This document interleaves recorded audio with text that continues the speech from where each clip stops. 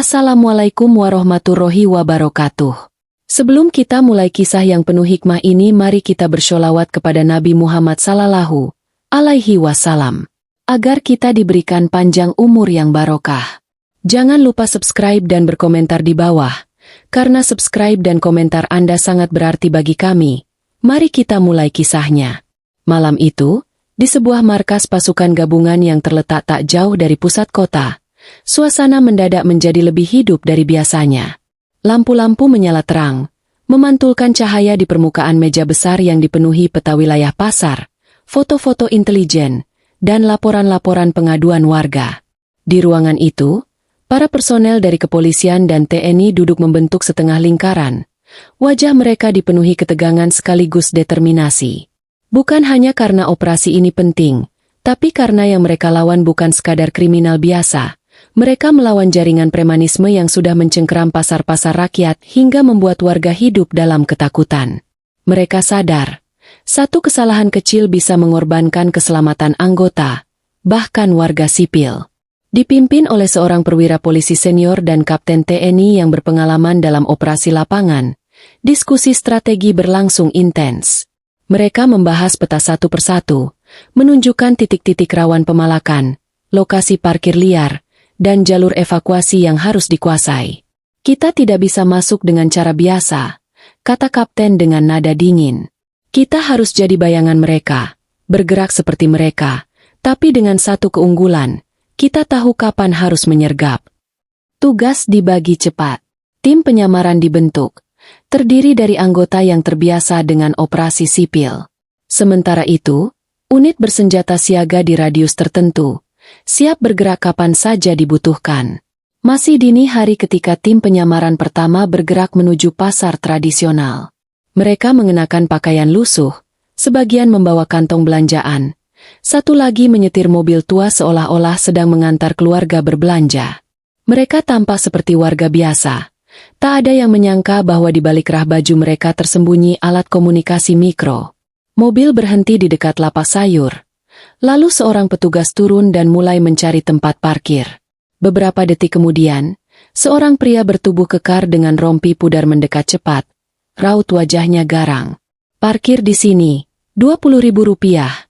Suaranya keras, disertai pandangan mengintimidasi. Petugas yang menyamar pura-pura bingung, memeriksa dompet dengan gerak lambat untuk menarik waktu. "Bukannya tarifnya 5.000 ya, Bang?" tanyanya dengan suara pelan. Pria itu langsung menyambar kerah bajunya. "Kalau nggak mau bayar, mobil lo gue pecahin sekarang juga," gertaknya. Di saat itulah, sinyal diberikan. Dua anggota lain yang sejak tadi memantau dari balik lapak dan kios langsung menerjang dari dua arah berbeda. Si pria sempat melawan, namun tak berdaya menghadapi gerakan cepat pasukan gabungan. Dalam hitungan detik, ia sudah tergeletak dengan tangan di borgol.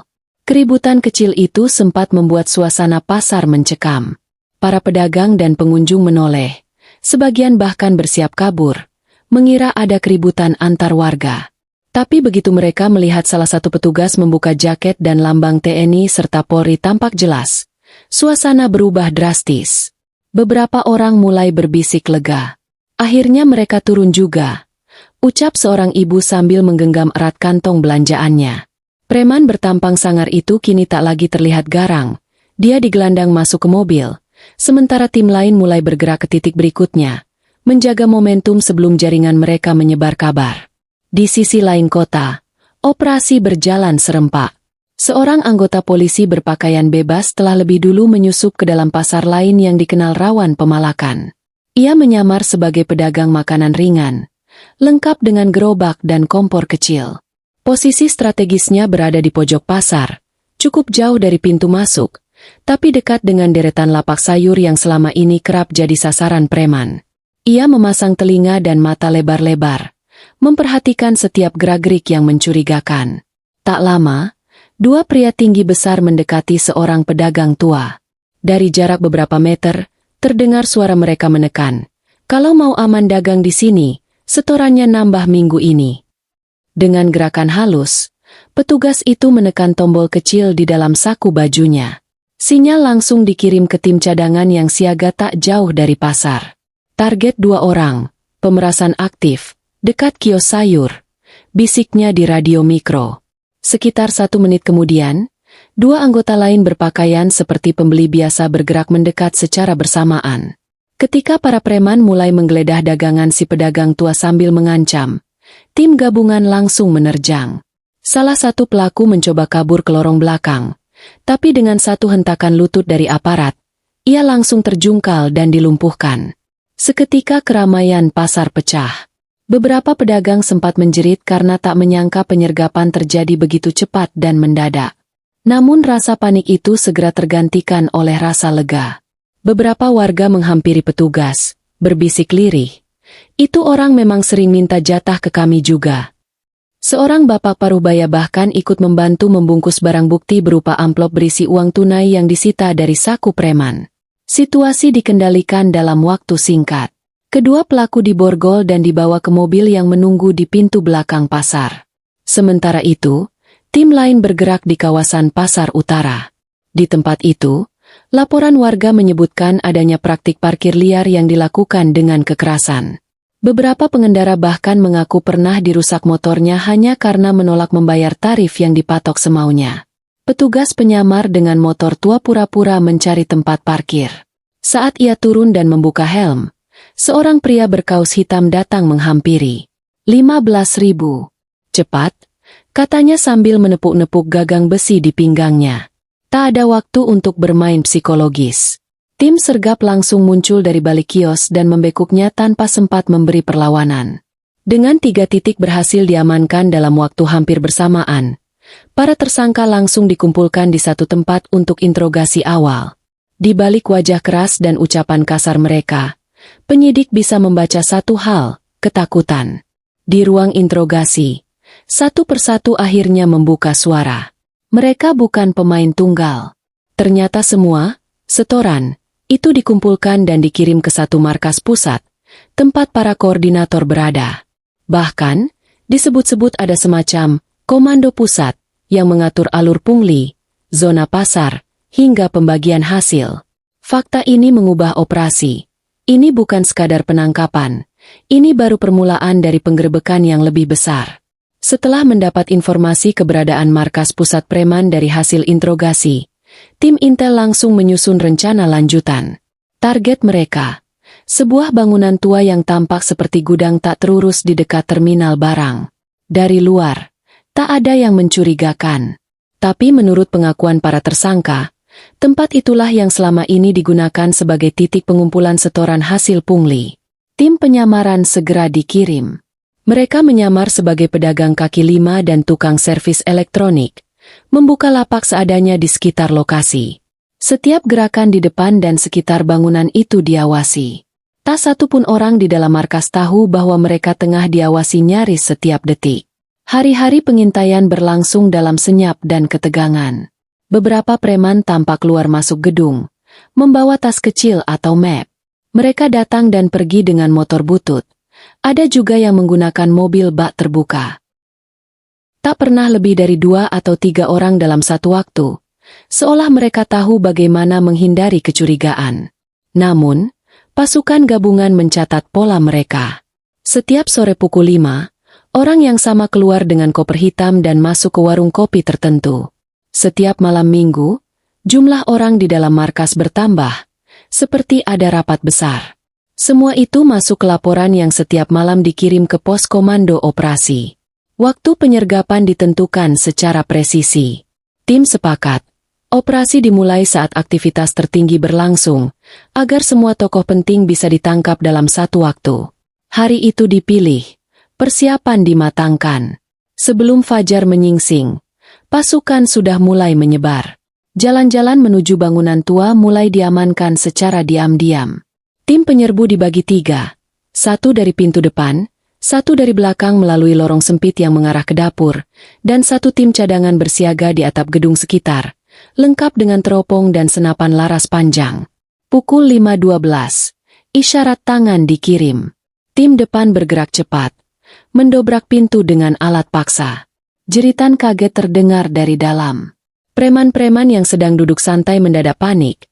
Ada yang mencoba melawan dengan pisau kecil, tapi langsung dilumpuhkan dengan gerakan sigap. Dari sisi belakang, tim kedua menyergap 3 orang yang sedang mengangkut dus ke dalam mobil pick-up. 3 preman yang sempat hendak kabur melalui jendela lantai 2 dihentikan oleh tim penembak yang bersiaga di atap. Operasi berjalan cepat, efisien, dan tepat sasaran. Salah satu ruangan di lantai 2 terkunci rapat. Petugas menendang paksa pintunya dan menemukan ruangan yang didesain seperti kantor kecil. Di sana, ada meja besar yang dipenuhi map proposal berstempel palsu, catatan rekap setoran harian, serta dokumen pungutan dari berbagai pasar. Di pojok ruangan ada brankas besar. Setelah dibuka paksa, isinya mengejutkan semua orang. Bundelan uang tunai pecahan besar, beberapa kartu identitas palsu, dan 1 unit laptop yang diperkirakan menyimpan seluruh data operasional. Ini bukan sekadar markas preman jalanan. Ini pusat kendali kejahatan terorganisir. Namun yang paling mencengangkan bukan hanya uang atau dokumen yang mereka temukan. Di balik lemari besi yang disamarkan sebagai rak arsip, terdapat ruang kecil berisi barang-barang berbahaya, belasan senjata tajam berbagai bentuk, parang, golok, hingga pisau lipat, disusun rapi di rak besi. Di sebelahnya, 2 senjata api rakitan lengkap dengan magasin dan peluru ditemukan di bungkus kain hitam. Salah satu petugas langsung mengamankan senjata tersebut, sementara yang lain mencatat setiap barang bukti dengan hati-hati. Temuan ini memperkuat dugaan bahwa jaringan ini tak hanya melakukan pemalakan, tapi juga siap melakukan kekerasan bila perlu. Semua bukti dikemas, difoto, dan dibawa keluar satu persatu. Di luar bangunan, suasana mulai berubah. Warga yang tinggal di sekitar gudang mulai keluar dari rumah-rumah mereka, penasaran dengan suara sirene dan langkah berat sepatu pasukan yang memenuhi area. Saat melihat para preman digiring keluar dalam kondisi tangan diborgol dan wajah tertunduk, sebagian warga bersorak. "Akhirnya kalian kena juga," teriak seorang bapak tua sambil mengepalkan tinju. Seorang ibu yang membawa anaknya bahkan sampai menitikan air mata. "Sudah lama mereka bikin pasar jadi tempat neraka. Sekarang baru rasain akibatnya," ucapnya lirih. Momen itu terekam oleh tim dokumentasi internal. Bukti bahwa warga mendukung penuh aksi pembersihan ini. Para tahanan dibawa ke markas gabungan untuk pemeriksaan lanjutan. Seluruh barang bukti disusun di ruang khusus untuk proses hukum dan penyidikan. Laptop yang ditemukan di markas akan diperiksa tim siber. Diduga kuat ada data penting di dalamnya, mulai dari daftar setoran, nama pasar yang sudah dikuasai, hingga aliran dana yang mengarah ke pihak-pihak tak terduga. Operasi yang awalnya bertujuan menertibkan juru parkir liar kini telah berkembang menjadi penyelidikan besar terhadap organisasi kriminal terstruktur. TNI dan Polri menyatakan operasi belum usai. Mereka sedang menyusun gelombang kedua, pembersihan di kawasan terminal dan pelabuhan. Namun malam itu, untuk pertama kalinya setelah sekian lama, pasar-pasar yang biasanya dihantui rasa takut mulai terasa tenang. Pedagang kecil yang biasanya pasrah kini bisa bernapas lega. Tidak ada lagi wajah-wajah bengis yang menagih keamanan. Tidak ada ancaman tersembunyi di balik senyum palsu juru parkir liar. Beberapa pedagang mulai buka lapak lebih awal dari biasanya. Beberapa pembeli bahkan datang dengan santai, tidak tergesa-gesa seperti sebelumnya. Rasa aman yang sempat hilang perlahan kembali, dan kota kecil itu mulai menemukan denyut normalnya kembali. Misi dinyatakan berhasil. Dengan koordinasi matang, perencanaan cermat, dan keberanian di lapangan, pasukan gabungan berhasil membongkar sarang kejahatan yang sudah lama meresahkan masyarakat. Namun mereka tahu, ini baru satu babak. Masih banyak tempat lain yang mungkin menyimpan jaringan serupa. Tapi malam itu, di bawah langit yang mulai cerah, para petugas menatap pagi dengan keyakinan baru, bahwa selama mereka berdiri bersama, kejahatan bisa dilawan.